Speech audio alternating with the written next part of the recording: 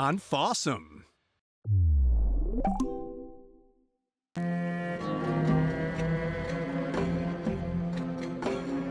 Around 1352 BC, Amenhotep III was ruling Egypt. Though at quite an extended age, he probably had a co-regent, a formidable woman who had assisted Amenhotep III for many decades. In fact, many foreigners preferred to converse with this queen rather than the pharaoh. It was in one of these foreign letters from a king of the Hittites that he congratulated the queen on the birth of her grandchild, Meritaten. This grandmother and queen was none other than Queen T.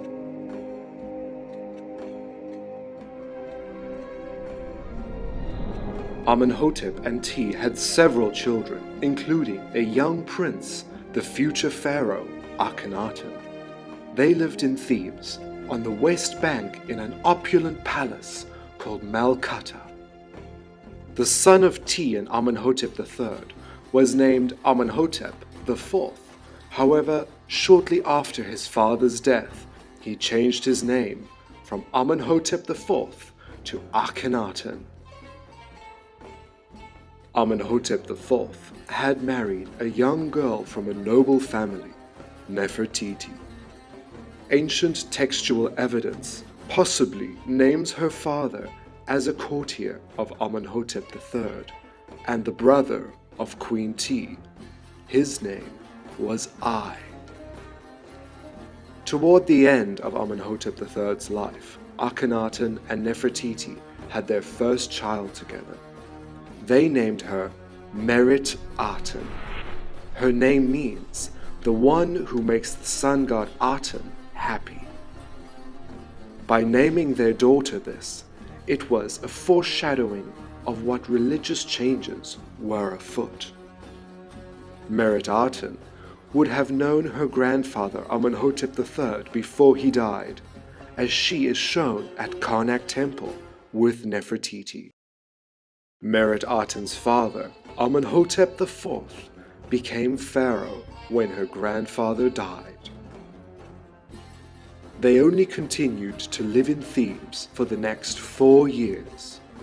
Her father began to show less interest in the plethora of Egyptian gods, in particular Amun, to whom Karnak Temple was home. Her father showed more favor in one god only, named Aten, the life-giving sun disk. He founded a new capital miles north of Thebes and named it Akhetaten, meaning the horizon of the Aten. He even went as far as to remove his previous name, which mentioned the god Amun, and changed it to Akhenaten, meaning the servant of Aten. It would be in this new city that Meritaten was given her highest ranking positions. According to many, a northern palace at Akhetaten was built for a secondary wife of Akhenaten, whose name was later replaced with the name of Meritaten. Meritaten is depicted many times in the new city, where she is venerating the god Aten, along with her father Akhenaten and mother Nefertiti. A very close relationship is visible between Meritaten and Akhenaten during her younger years. On one scene, Akhenaten is shown gifting a golden earring to Meritaten. It is known that Akhenaten and Nefertiti had 6 children together, and only daughters. The secondary wife of Akhenaten, Kia, gave birth to the male heir Tutankhamun, then called Tutankhaten.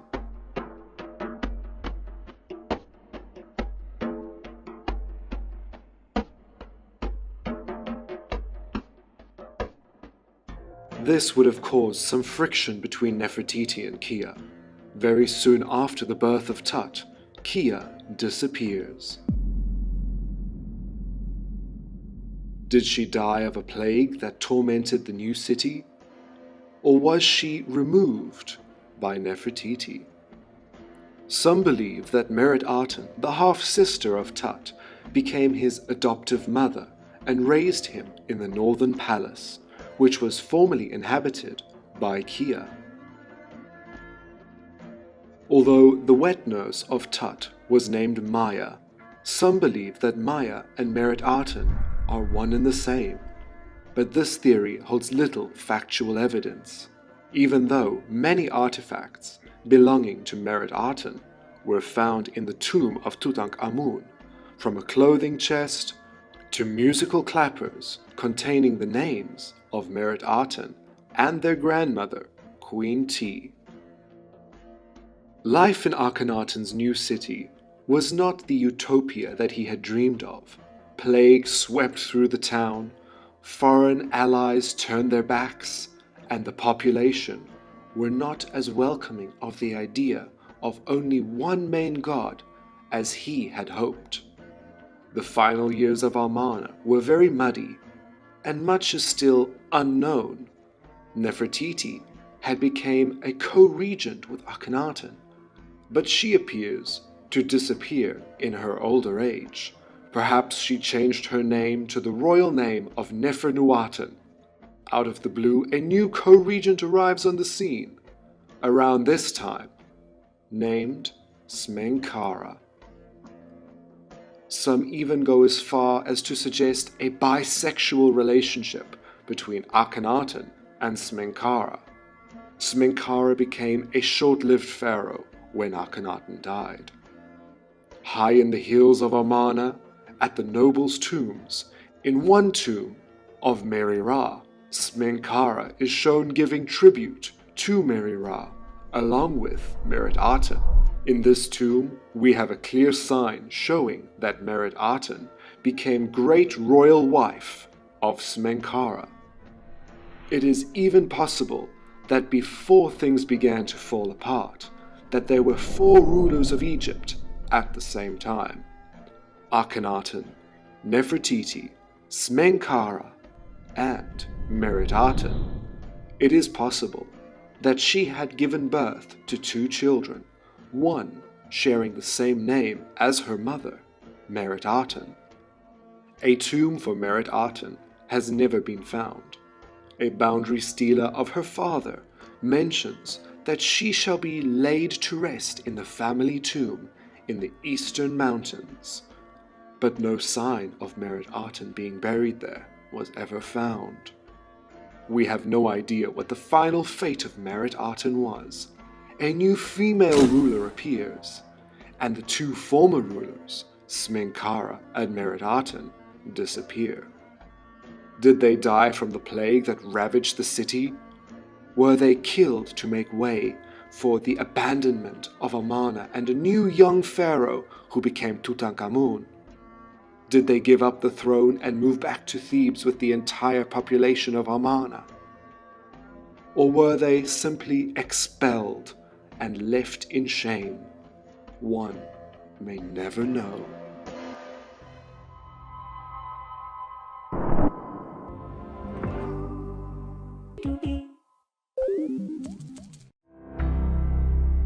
Unfawesome. Nefertiti, the iconic female face of ancient Egypt, living 3,500 years ago during an upheaval of ancient life, caused in part by her husband, Pharaoh Akhenaten. The identity of this woman has been cloaked in mystery since her rediscovery in the ruins of the city that she and her husband founded, Akhetaten, now called Amarna. Nefertiti is now believed to have been a fully fledged pharaoh, king to the throne after the uncertain death of Akhenaten. Yet, she was more than a queen, more than a ruler. Nefertiti was a mother.